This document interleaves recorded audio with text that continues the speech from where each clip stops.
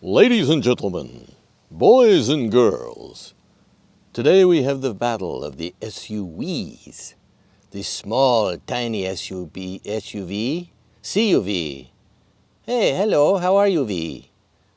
Between the Toyota CHR and the Buick Encore GX. And I state the GX very loudly because that's actually very important, because the regular Encore is different now and the GX model has got a different engine, got a different transmission, and I'm very confused. But which of these two tiny SUVs will gain your favor? Continue watching, and I will do my best to tell you everything about both of them.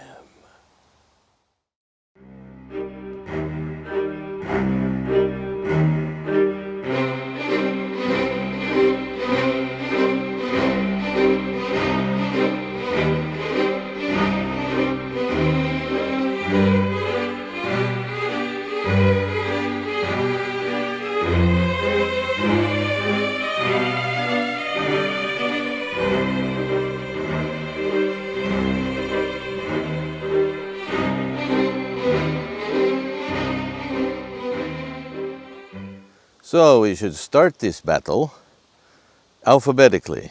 Oh, that would mean with the Buick, and I'm beside the Toyota. So we'll start with the Toyota. Ah, wait a minute. But the Toyota is a CHR, and the Buick is an Encore. So alphabetically speaking, I'm right on the bunny here. What's really interesting about this car? All kinds of things. First of all, it's a little SUV, only available with front-wheel drive. There is no all-wheel drive variant. It's powered by a little 2-liter engine that is the old-style non-dynamic force 4-cylinder. In other words, it's an engine that's been in the Toyota lineup for many, many years, as far as I know. And it's a good little motor, no question about it. And it is teamed with a CVT transmission. And it has, let's see, 103.9-inch wheelbase. So that makes it kind of small, but then again, that's a long wheelbase for a small car that only has a length of 172.6 inches. Given that information, we have a wheel at every corner. What does this mean? It promises good handling, or implies there should be good handling.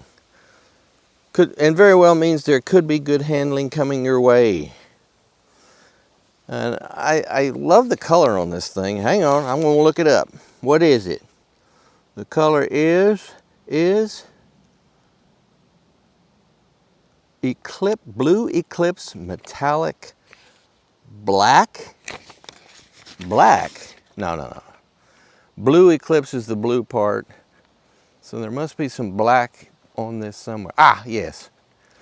There is some, I see some black. Here we go. Yeah, there's some black here. Anyway, very sharp. I like this paint scheme. It suits this car well.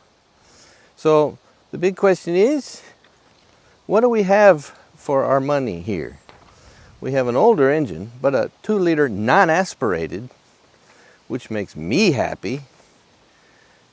And the continuously variable transmission, which Toyota has been refining, working on for years, so now they're pretty cool. But this may well, I haven't driven this yet, so this may well be the older style CVT that doesn't have like a planetary first and second gear like behavior, if that makes any sense. We'll see how it is. It probably drives beautifully and does its transmission work well. We'll see very shortly.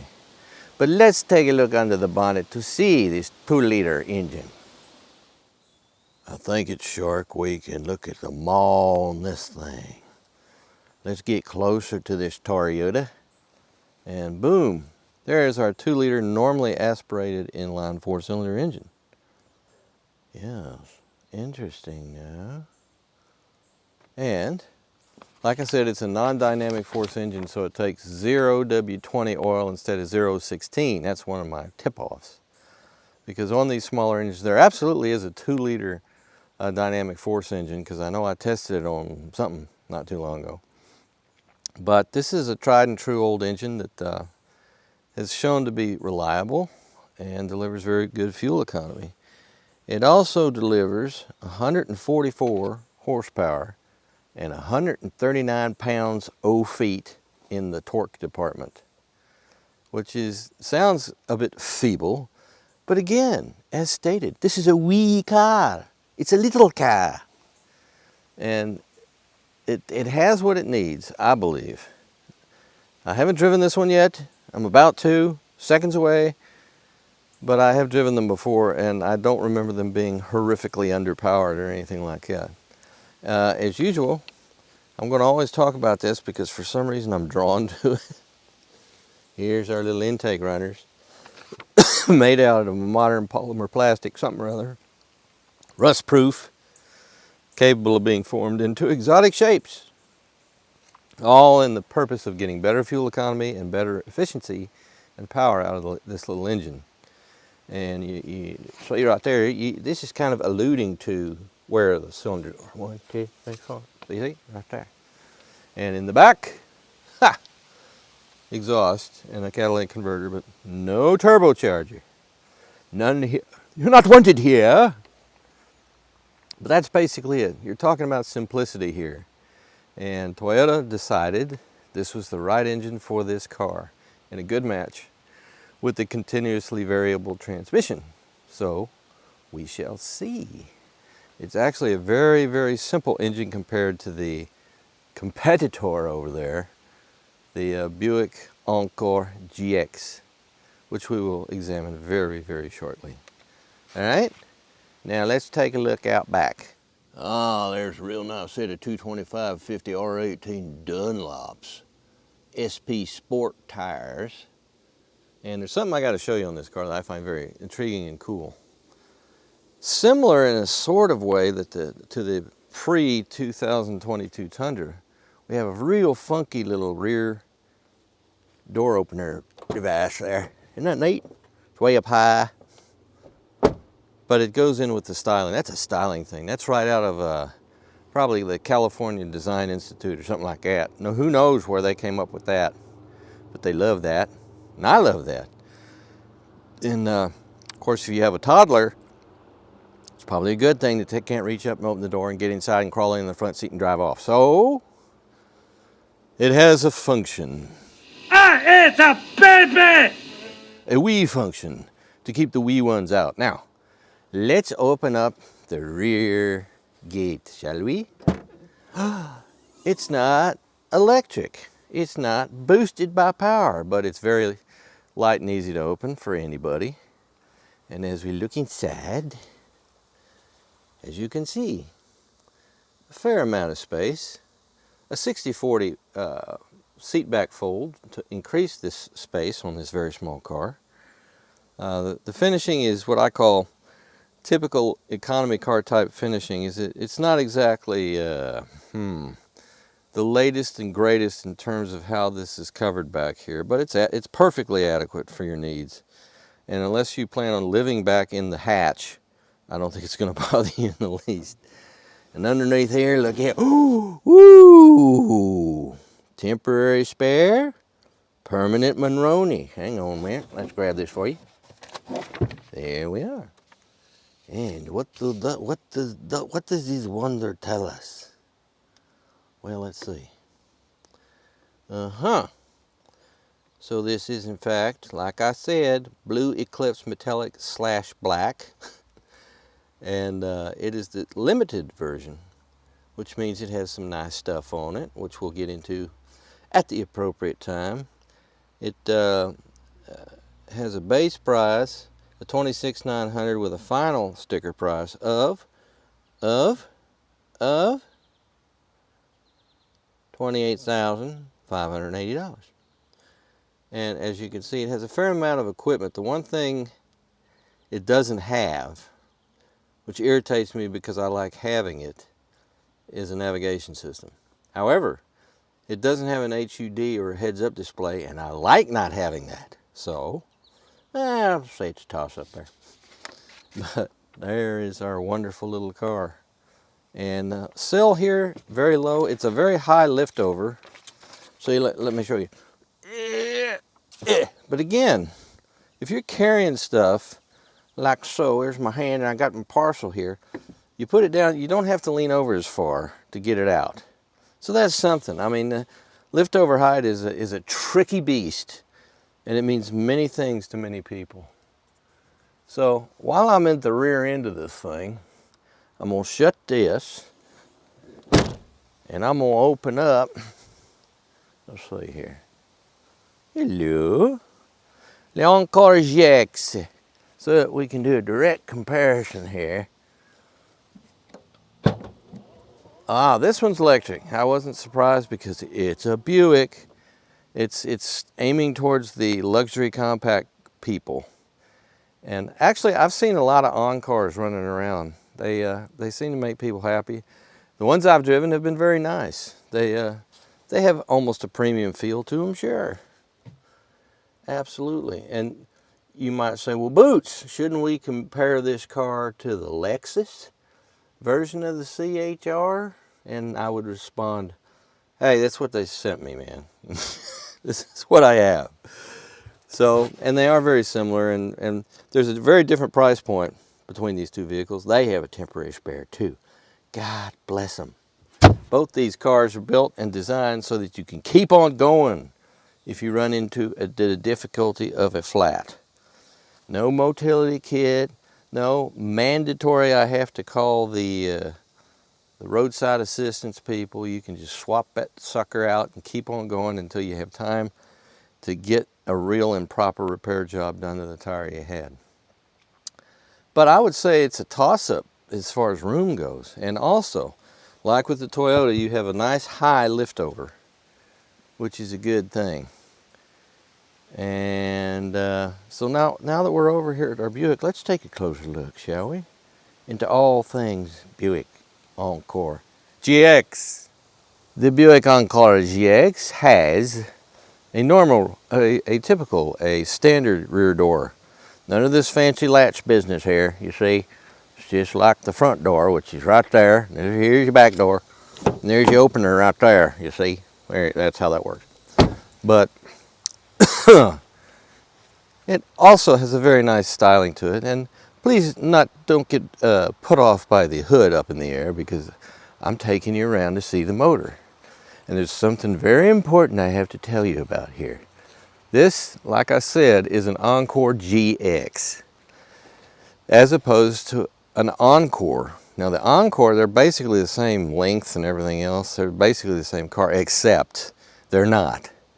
Because the new Encore has a 1.4 liter turbo as opposed to a 1.3 liter turbo in this car. This car has a 9-speed automatic transmission.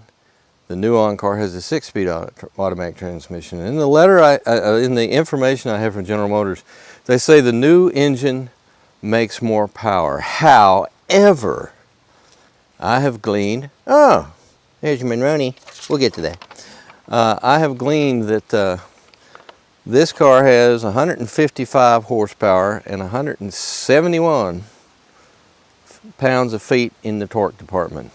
The horsepower figures that I have for the new one are almost completely identical. 155 horsepower, and I think you get a few more, yes, you get a few more foot-pounds of torque, I think.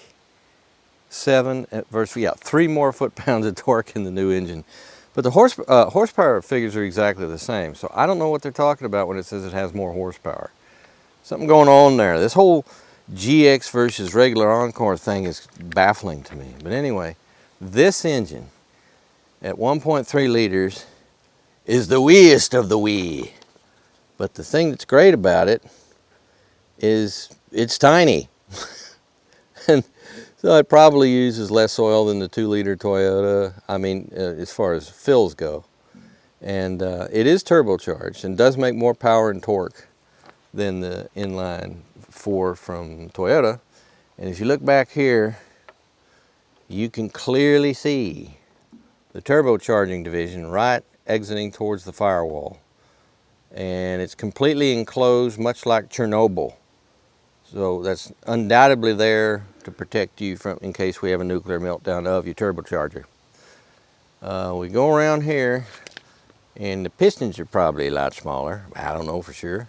And the thing is this an inline 4 or inline 3? I'm going to put at the bottom of the bottom of the page.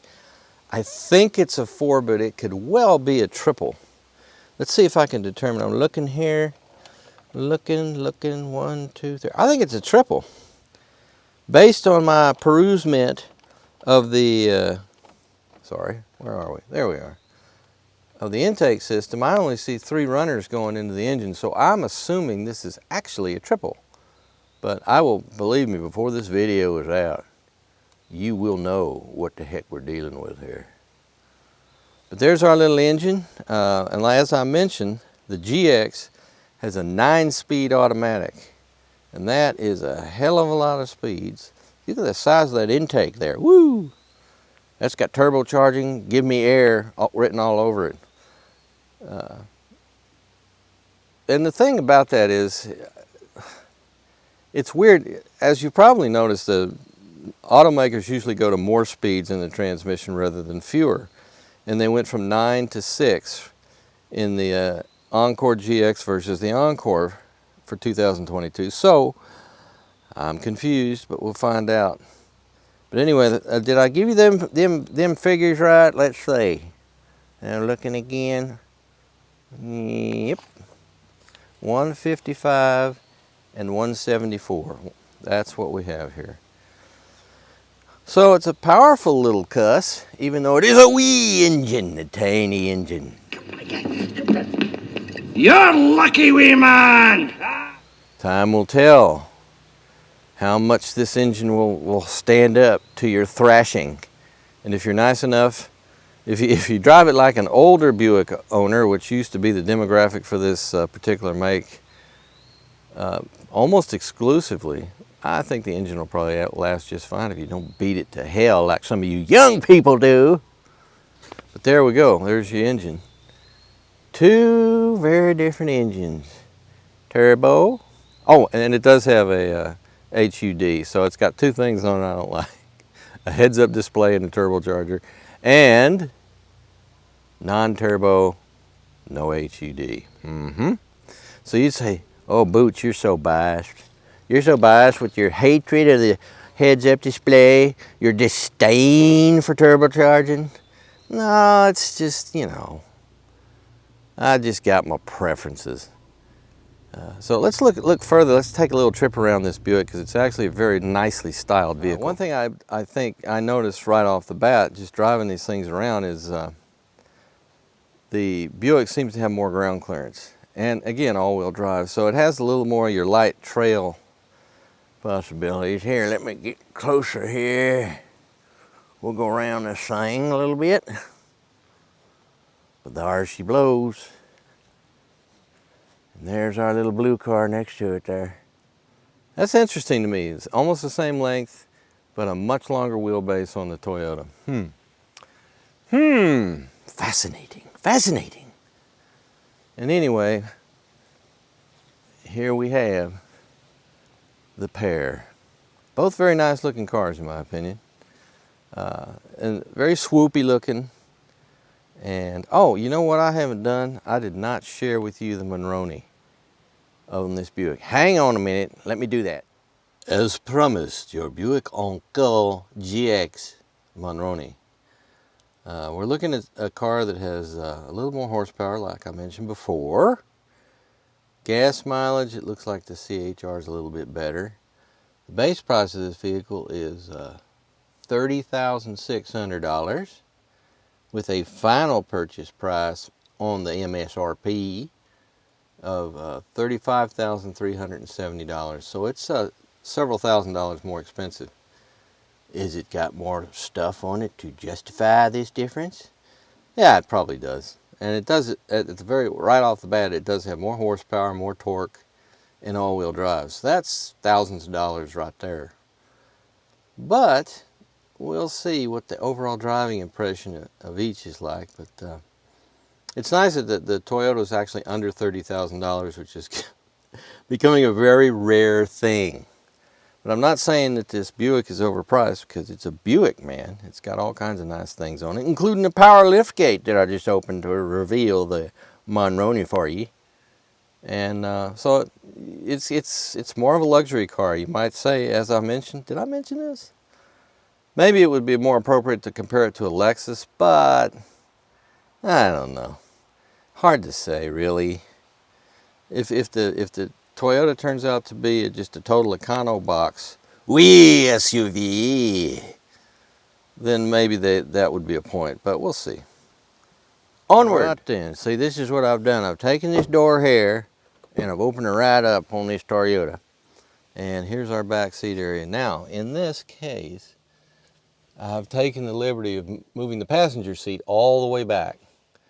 So that's the maximum rear position, and it does eat up pretty much all your leg room, right? And then you come out, and it's not too awfully bad for a compact, wee little car. So here, I'm gonna sit down here. And there's actually quite a bit of leg room. And you got your single, non-map oriented dome light here for your rear readers. And do we have? No, we do not. We do not have an armrest. And as you can see, the window is kind of small. And the belt line is very high, so I'm not saying it's let me shut the door here. I'm not saying it's claustrophobic, but you do feel like you're sitting down in the car, which is what you get with this sort of setup. Now, okay, here we go.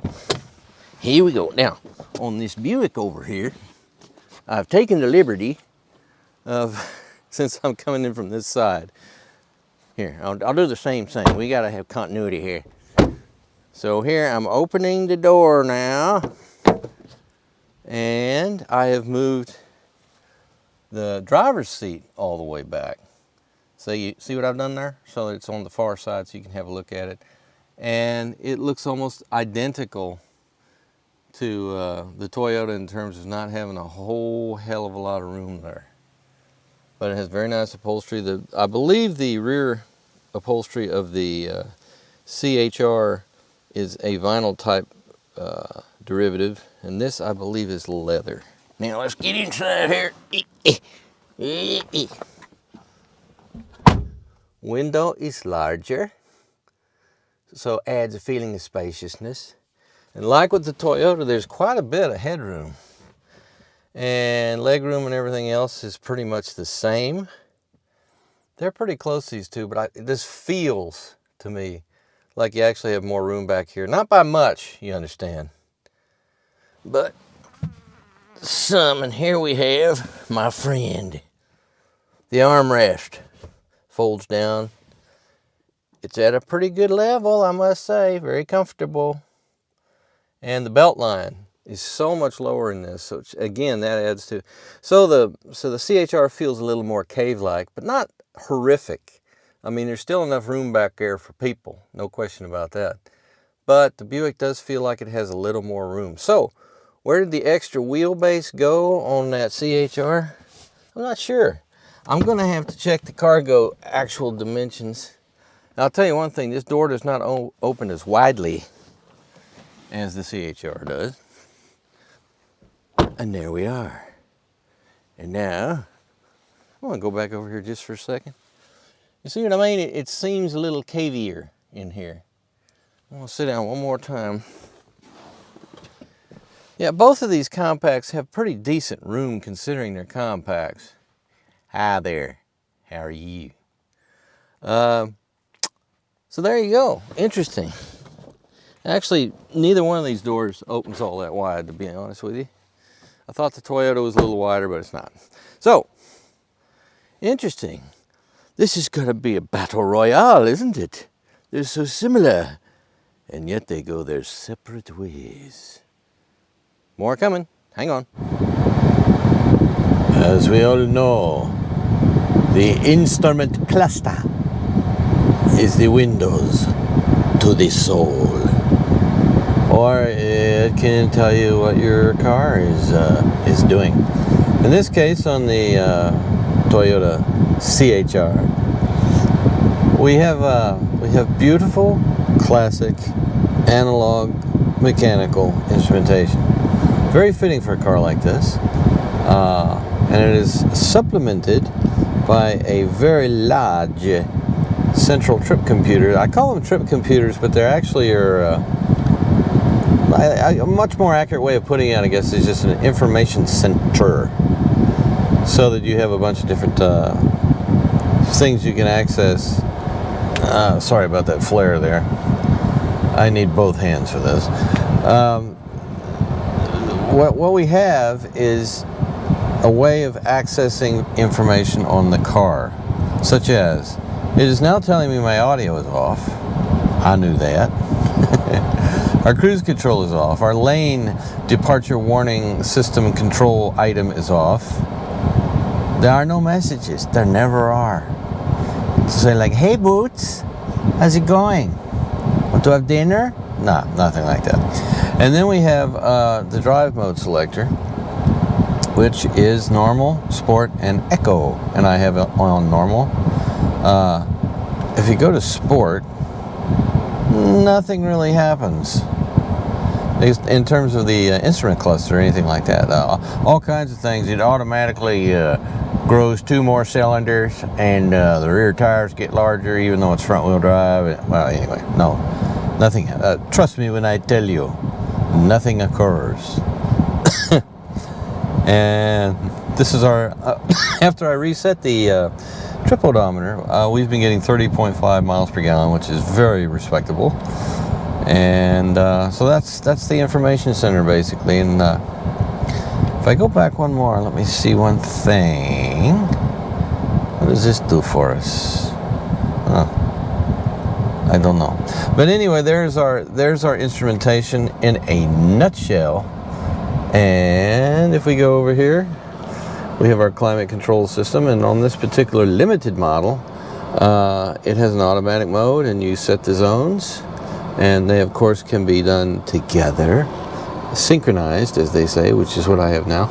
You also have an eco switch, which I don't know exactly what that does, other than it tries to generally use less power, i.e. use less fuel consumption. It's probably a very, very tiny amount, but whether or not it makes a huge difference, I don't know. I'd have to have a Toyota engineer explain it to you, and they're not exactly easy to get a hold of, nor at least in the terms of Tundra, do they actually answer all your questions. They just defer them, or say they don't agree with the question, and that's a long story. I'll share that with you the next Tundra I get, if they ever send me one again. And here we have your shifter area, and it too is very familiar to just about anybody. You have your standard unit here, drive is down here, and to manual mode, advance and retract. Just like that. Very, very easy to operate. And there's not a whole lot else here. There's something else that is nice though, is it does have a fairly okay sized console for storing things, and I mention it simply because the one on the Buick Encore GX is really tiny. I was disappointed in its tininess. Yes, sir! So up here's where we have our screen, and you have all these different settings on here you can go into. Primarily, it's like I said, more and more of these things are becoming completely dependent on other things, such as it does not have a navigation system. I think you can actually get one programmed. Yeah, you have to get the application installed, and with so many of these nowadays, there's like a subscription fee you have to pay, which I find ridiculous. But you also have different audio settings you can use, and naturally the pairing of your smartphone, which is getting almost but not quite mandatory these days to access half of the stuff on the car. This one isn't that bad. It's You can also, you know, it's Apple CarPlay, Android Auto compatible, so if you want to go that route, you certainly can. And you can also Bluetooth your phone, your smartphone, in to run audio, some of your own music and that kind of thing. Interesting thing happened the other day when I was out shooting with this car. My car had been paired with this car. My smartphone had been paired with this car purely for reasons so that I could stream some of my own music. And it started I was walking out, I was shooting and walking back and forth out to the car was running, and for some reason I was using my smartphone in its camera mode to shoot with, and I had an external microphone and everything else attached to it, and for some reason the car started dialing the phone on it. Now this made me angry because I never allowed it phone access, I just gave it Bluetooth audio streaming access. But for some reason it decided to take over my phone, and it ruined the audio. The audio started recording, instead of on the external microphone on the smartphone, which was a good 50-60 feet away, it started using the microphone inside the car to record the audio that I was shooting in the video part on my phone. So figure that one out. I've never had that happen before, and I was a bit confused, to say the least, but these are the days we live in. And it's a shame because there's so much else to really like about this car. It's such a great runner, it's such a great driver. The more I drive it, the more I like it. I even find the CVT transmission to be quite acceptable. This car would be terrific with like a 6-speed manual, but I don't believe it's available with one, because this is America, and Americans don't like / don't know how to drive with a manual transmission. Take your pick. But that's been the problem for quite some time. So anyway, that is our cluster. I hope you have enjoyed this trip to the cluster, and now we shall go to another cluster. The instrument cluster of the amazing Buick Encore GX Essence. Yes, that's right. The trim level is called Essence. Now that would sound like it was kind of a base level thing, but it certainly isn't. It's so much more. So much more. So looking at our instrument cluster, like our friend the CHR, we have mechanical instruments in an analog format and a massive trip computer. It's becoming assez de rigueur for this particular class of vehicle. And then we have our trip thingies and our fuel remaining instrument, thing. And we have 42% of our oil left. Huh. Our tire pressure looks amazingly uniform. Left front, 35 psi. You are low man on the totem of poles. We'll go past that. Air filter. Oh, that's nice. Must be accessing the flow sensor, eh? Very clever essence. And the brake pad life. Wow. Now, there's a lot of cars that have sensors that'll tell. Well, the old-fashioned deal was there's a piece of bent metal on your backing pad, on your brake pads, that would start to squeal when you were down to like the last 10% of your brake pads or something like that. That was around for forever. But now they have sensors that can actually read that, apparently, and that can register. That can trip off your brake light when it's time to change. Or you got this handy dandy thing to tell you the percentage left. That's very good. Kudos to General Motors. I like that. There's a follow distance settings, and we're not following anybody. There we go. And that's how we exit. So anyway, what else can I show you that's of fascination? Well, I know how some of you love these our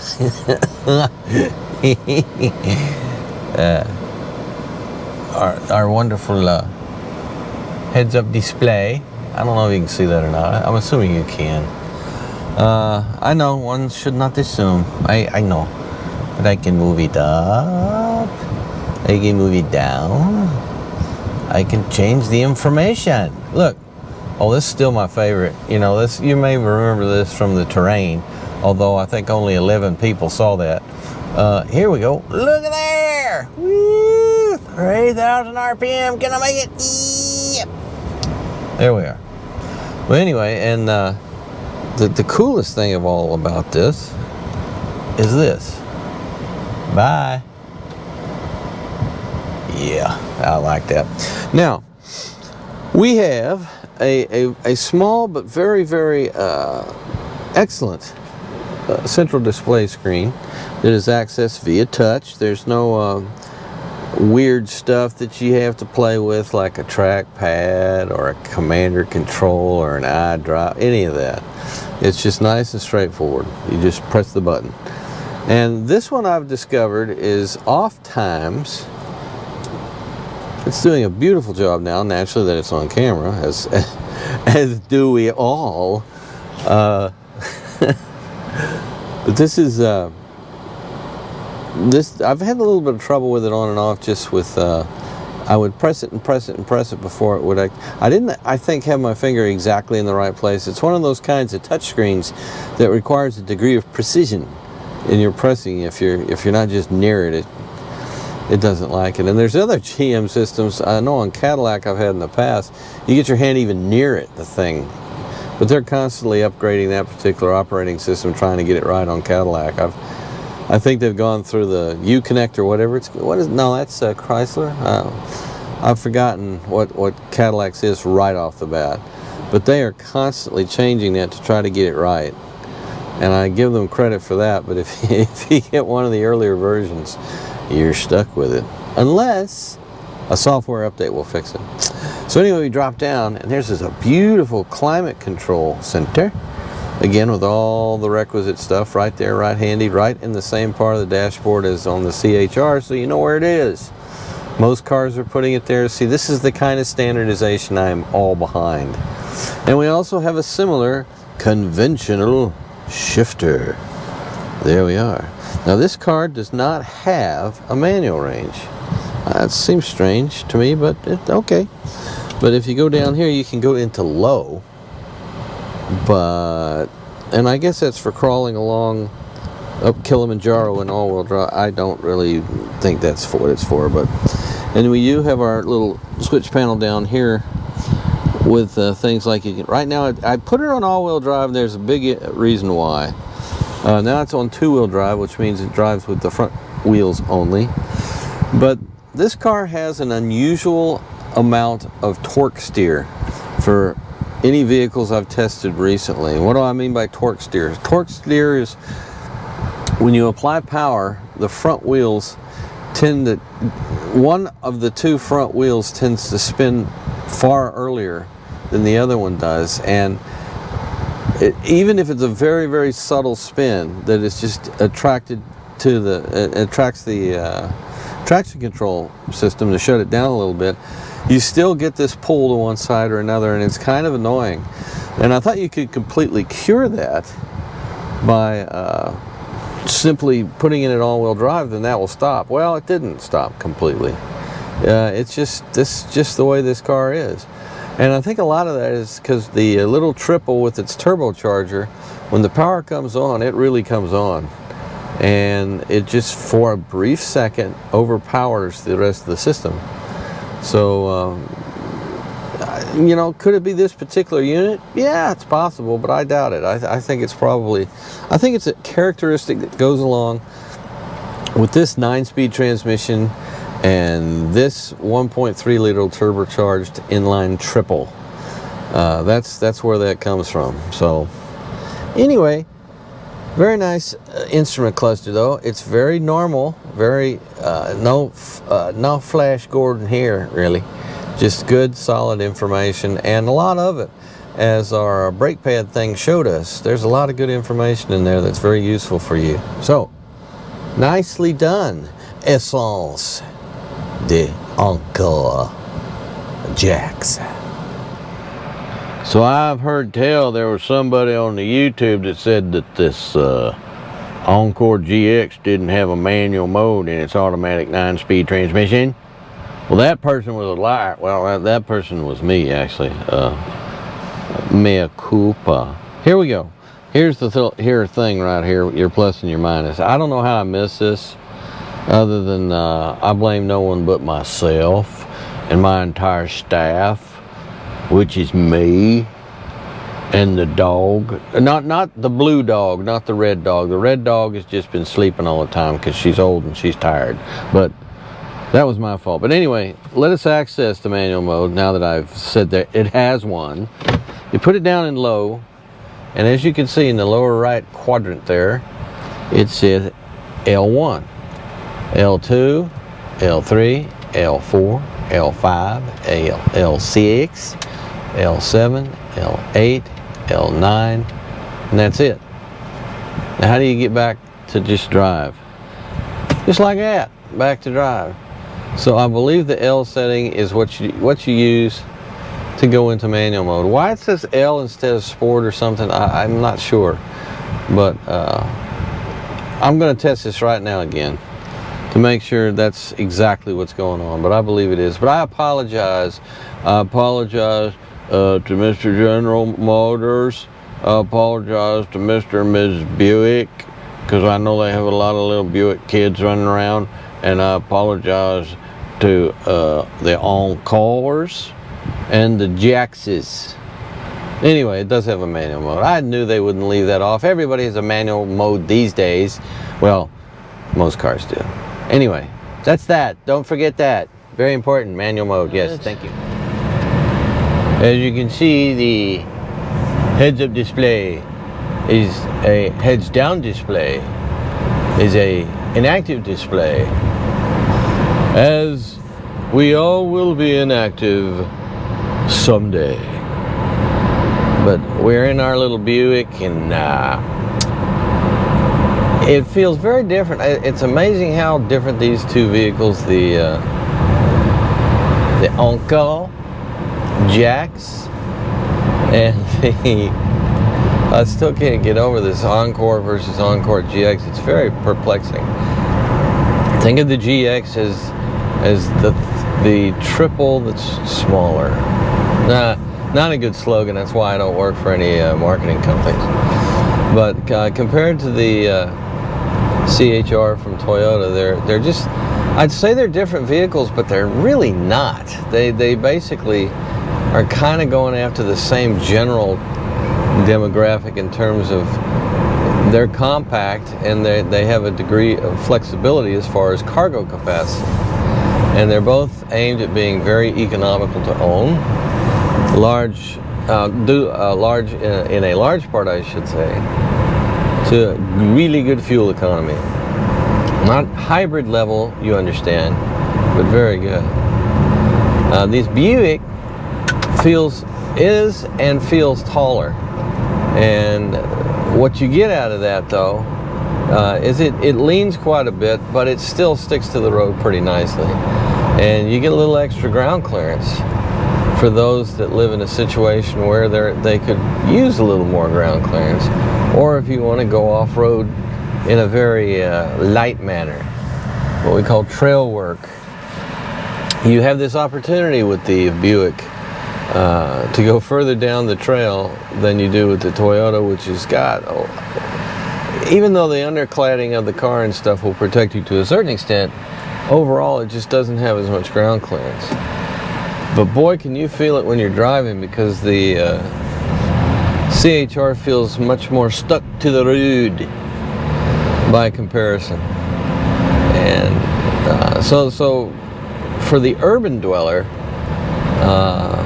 that's the advantage of having more ground clearance is really not that great. In the snow, though, there's the rub. You also have the ability, and in this case have the existence of all-wheel drive, which is activated by this switch right here, just like that. All-wheel drive mode on. Has, I believe, a center differential, so that it's not designed for hardcore off-roading, obviously, but it is designed in low traction situations, and I think especially snow. The Encore would be real good getting you to work when the weather outside is frightful. and you want to stay home because the fire is so delightful. But the rest of the time, you don't need it, you can turn it off. And what that does is that disconnects the rear wheels to the point that you're now pretty much driving a front-wheel drive only machine, and that should help your fuel economy a little bit. Less drag on parts and all that kind of stuff. You don't want things to be a drag. It's very, very important on all vehicles when you're attempting efficiency, is not be a drag. So what else can I show you as we drive along? Well, I don't see any. This is the problem we have when I drive these things before I actually go carefully over the dashboard and all the controls, because I don't see anything right off the bat that is a engine mode controller, and that surprises me because just about everything, that's what everybody seems to be going to. And what it actually does when you switch from, say, a sport mode to a normal mode to an eco mode and all these things, it depends from vehicle to vehicle what that actually means. And in this car, we have information, we have our heads-up display.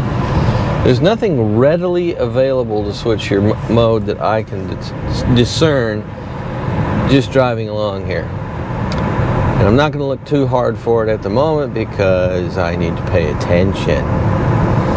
More than anything else in this rural, what I would describe as semi-rural environment, you got people that are weaving all over the road because they're playing with their phones, just like every other driving environment. And you also have your odd creature leaping into the roadway. And we get a lot of that up here, especially during certain times of the year and certain times of the day, deer in particular, and that can ruin your day. And I don't even want to get into what it does to the deer's day. It's bad for them. But anyway, I find the ride quality not Buick-like in terms of it doesn't really absorb bumps. Buick made some real advances because for the longest time they were associated with being big boats, and boy did they ride nice, but they didn't handle very well, and they moved around a lot on the suspension because the suspension was so soft in order to soak up all them bumps. But then over time they've firmed up the suspension quite a bit, so the car handles a lot better while still maintaining a pretty high degree of compliance in the suspension. This feels a lot stiffer. Oh wow, that was a baby snapping turtle that I just did not run over. Huh, I've never seen one that small. You can always identify them by their tail. But anyway, this suspension is much firmer. A lot of it probably has to do with, we have this, like I said, this desire that if you want to go into a little bit rougher situation terrain-wise, you can. And it's also because it is a taller vehicle, they've stiffened it up a little bit to reduce the amount of body lean. Because think about if this suspension was really soft, this thing would really be leaning quite a bit in the corners. But instead it just leans a bit, and it's not. Then it stops leaning and it sticks very nicely. It also has a pretty short wheelbase at, as I recall, about 100 inches. And that can be adverse on your ride quality too, just because, well, that's where it really gets complicated, and it all depends on how all these different things work together. If your suspension is absorbing or not, whether or not you have, there's a real interesting dichotomy between what is a real well-tuned suspension that's a standard type of suspension. In other words, no airbags, no shock absorbers that instantaneously react to the terrain or the road below you, and all these more sophisticated ride controls, and just really well-tuned suspension to begin with. Because sure, when you load up the car with people, especially a small vehicle like this, it's going to change your ride quality quite a bit, and it's especially going to change your handling, because the suspension is now taxed with carrying all this weight that it didn't have before. And that's where automatic ride controls and things like that are really good to have, because they help compensate things to keep it very similar to how it was when it was unloaded. But if you have a well-tuned standard suspension with just good coils, good shocks, there's actually a pretty wide leeway that it operates really well at. So you really won't notice that big a difference when you do load it up with your friends and your family and your large dogs and your small dogs and your groceries and your construction materials, although I don't know that many people would be carrying construction materials, but they sure could. And you can still feel like you're driving the same thing. It's an interesting thing about you. I wish there was an easy way to do this, but there's not. But when you test ride cars, I wish you could. I mean, I'm sure if you have a great dealership and you say, I want to see how this car handles with a full load of people, they might be able to rustle around a few other salesmen who have fallen idle, and they'll get in the car and take a ride with you. I've never heard of anybody doing that before, but I think it's a great idea, actually. It shows you're being thorough, and it will imply that you're getting down to the final judgment, that you're getting real close to being decided on purchasing this particular vehicle when you're starting to ask for them to find bodies that you can stuff in the car and see how it does on the same test course that you just drove it on. So, As for quietness, now that Buick hallmark has been a very quiet cabin, and this does well, although there is, well, in terms of wind noise or air noise going over the car, the aerodynamics, it's very quiet. But there is a bit of road noise, which is generated both by the tires and just the pavement and everything else, and it's not bad. And it certainly doesn't make the car feel cheap or anything like that, but I would say it does have a little more road noise than your standard Buick labeled vehicles. Okay, one thing I note right away about this car that I find very interesting is the rear window. You can actually see out of it. It's getting really weird, especially on small SUVs. A lot of them have just a little, like a porthole back there. Arg. But this is quite good. The rear view visibility. You have huge blind spots, but unlike the Buick, you have blind spot warning, which is very helpful. I'm big on that, you know, the blind spot warning. One thing else I can point out, though, the Buick has a navigation system. This car does not have one installed. You can, a dealer can install it for you. But here's the CVT sound for you.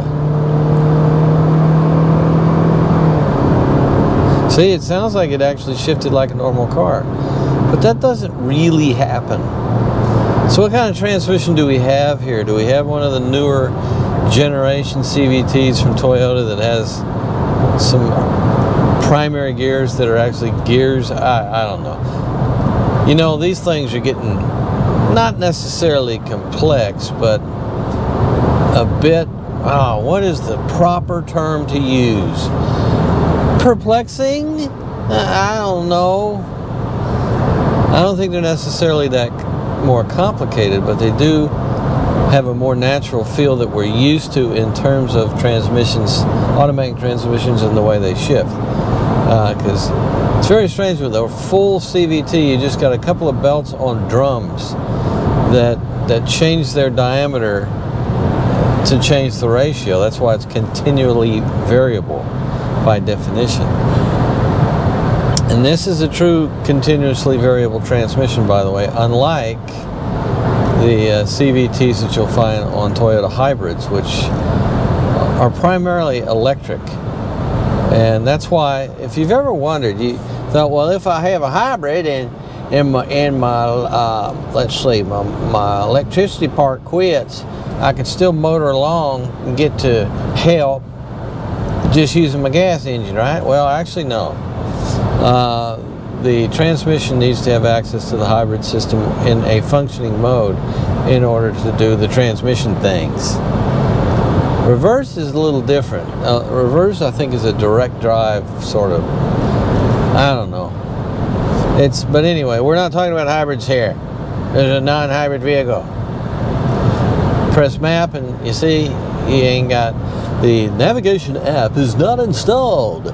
Please check the Toyota website for compatible. In other words, applications that compat. Okay. So naturally, yeah, it is CarPlay and Android Auto and all that kind of stuff. But I have this thing about mounting those particular systems in cars. I don't. I think we're way too dependent on our smartphones in terms of automotive stuff. They really shouldn't be that way. I like the car to be on its own, completely 100% functional without a phone even being in the car. And certain manufacturers are going quite the opposite direction. And the trend definitely seems to more, they would call it just cell phone integration. I call it cell phone dominance, because they seem to be taking over so many functions of the car, like your navigation system, for example. I've never used Apple. I have access to Apple CarPlay. I've never used it. I've never even looked at it because I don't review stuff for that kind of reason. I review stuff to see how the car actually functions as an automobile or as an SUV or as a truck, because that stuff is all gravy and it doesn't have anything directly to do, in my opinion. For example, the system that we have in this car of blind spot warning is completely independent.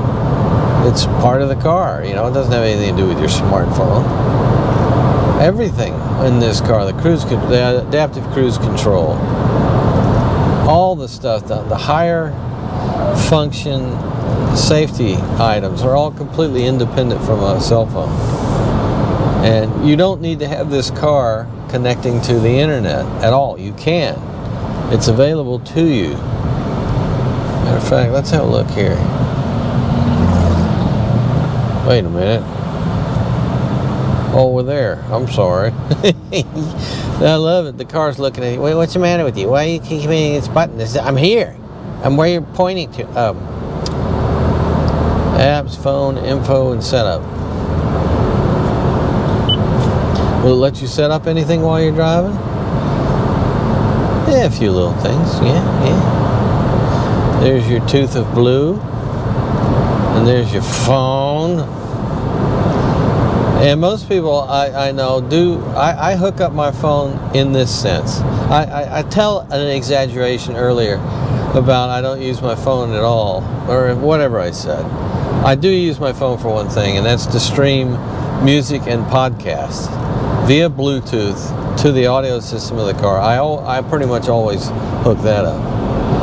But otherwise, I don't let it have access to anything. I don't get messages or any of that stuff through here.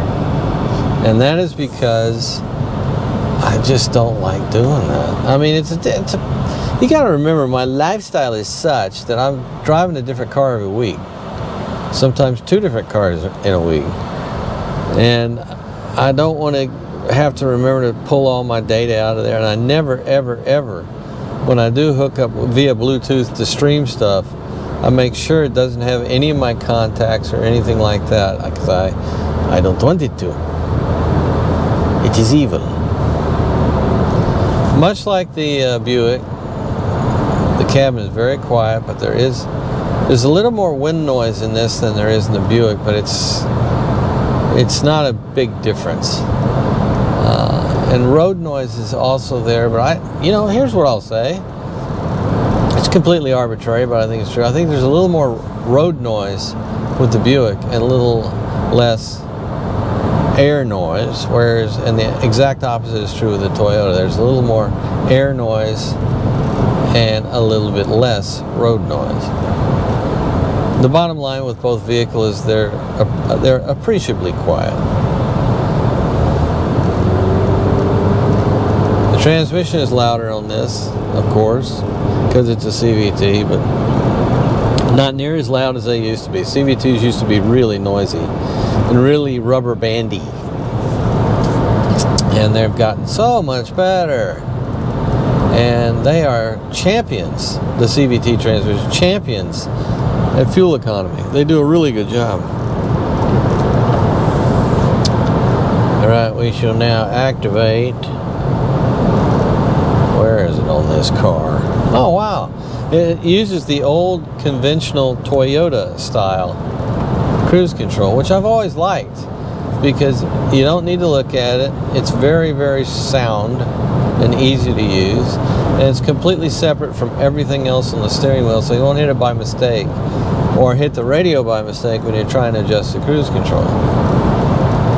See, we can slow her down here. Look at that. Look at that. Looks fine.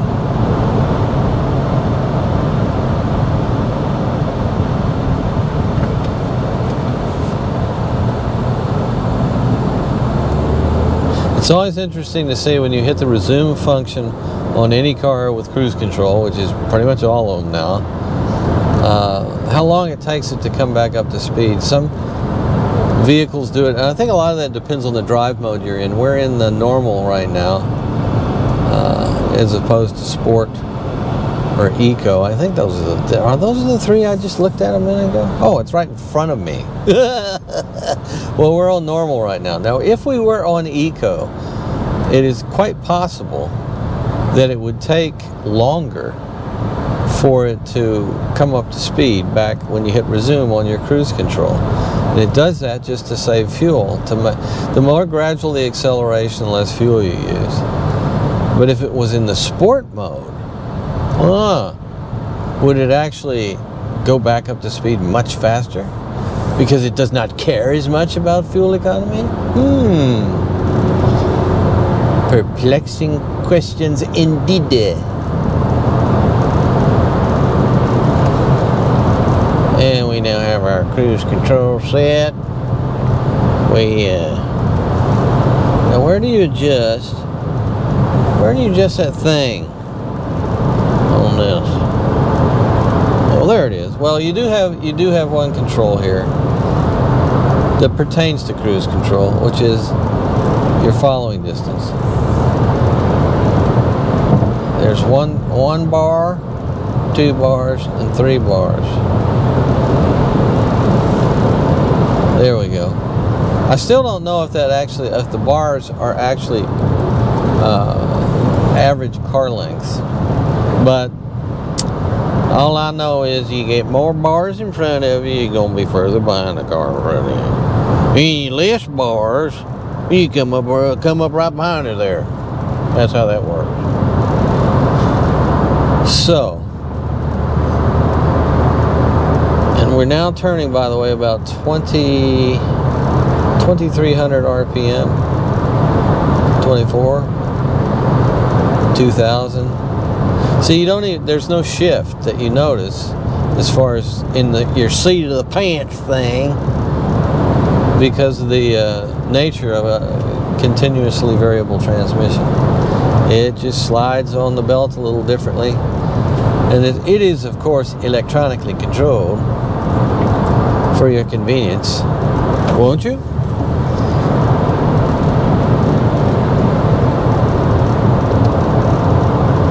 And we have our ability to steer the car in our lane, I believe, or is it just a warning?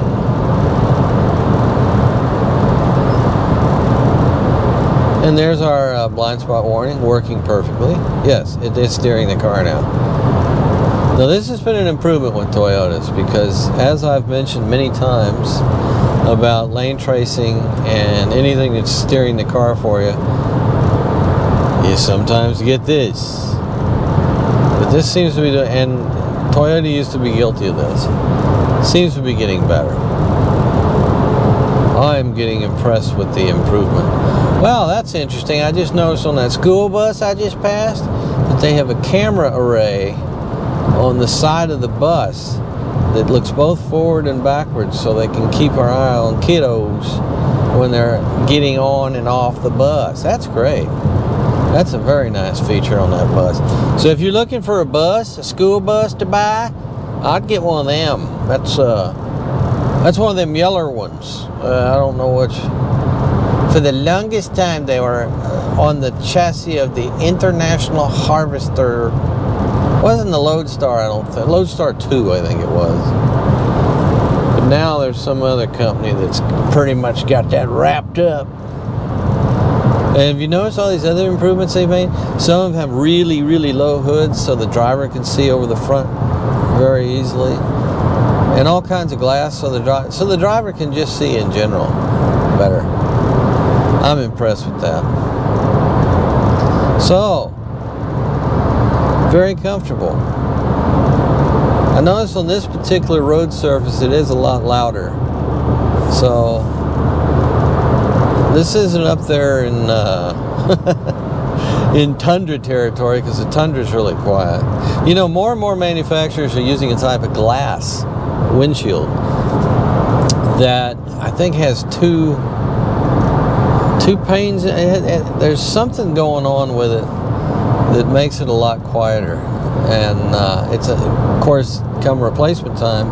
That's why you should always, by the way, when you get your car insurance, always get glass, because it's very, very cheap, and it'll completely pay. If you ever have any cracks or glass problems, and they'll do something else. This is important for you folks to know. If you keep a car for like 5-10 years or more, and you live in a place, let's say like the Northeast, where you get a lot of sand on the road during the winter time, as well as anything else, over time you get tiny little pits in your windshield. And what happens with that is at night, it can make things, visibility much, much worse, because it scatters the light a little bit. So I advise to you, get that glass insurance, because the insurance company, if it starts to bother you and you're starting to have trouble seeing, pretty much no questions asked. I had the windshield on one of my cars replaced. Which one was that? I don't remember. When that happened, because it was bad. I noticed when I was driving at night, you could just see it. It was all pitted, and I tried to clean it with everything I could get my hands on, and nothing would help it. And I talked to someone who was very familiar with insurance in the automobile industry, and they said, "Oh, just get them to put a new one on there for you." They will. They're happy. It's in their own best interest, the insurance company, to for you to have the ability to see. Sounds like common sense, right? Well, common sense is often strangely lacking in the automotive world. Well, I'll tell you folks, that was a long trip, and if you survived, you know more about these two vehicles than just about anybody, including myself. So if you wanna, like, subscribe, but above all, survive. Take care of each other out there, will you? Thank you. Geisten halten wir, Gesalke wollen, es empfiehlt ein